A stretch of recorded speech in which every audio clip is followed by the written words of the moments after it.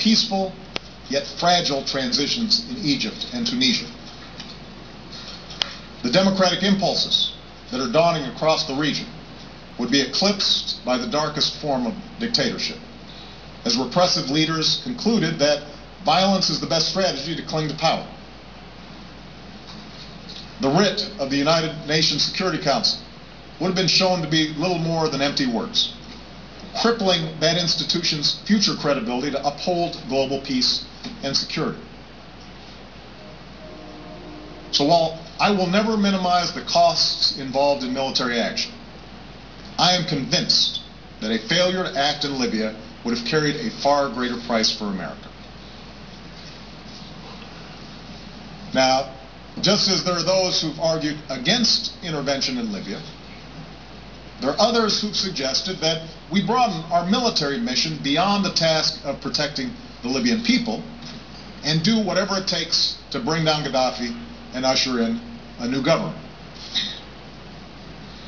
Of course, there is no question that Libya and the world would be better off with Gaddafi out of power. I, along with many other world leaders, have embraced that goal and will actively pursue it through non-military means.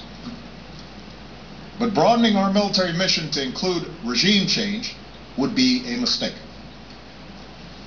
The task that I assigned our forces, to protect the Libyan people from immediate danger and to establish a no-fly zone, carries with it a UN mandate and international support.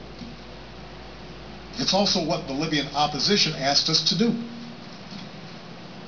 If we tried to overthrow Gaddafi by force, our coalition would splinter.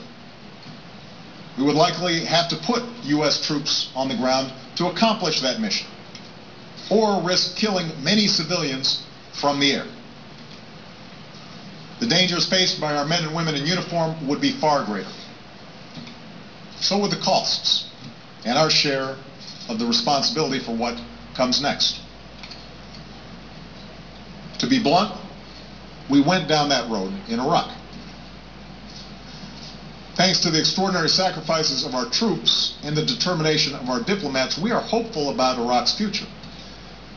But regime change there took 8 years, thousands of American and Iraqi lives, and nearly $1 trillion. That is not something we can afford to repeat in Libya.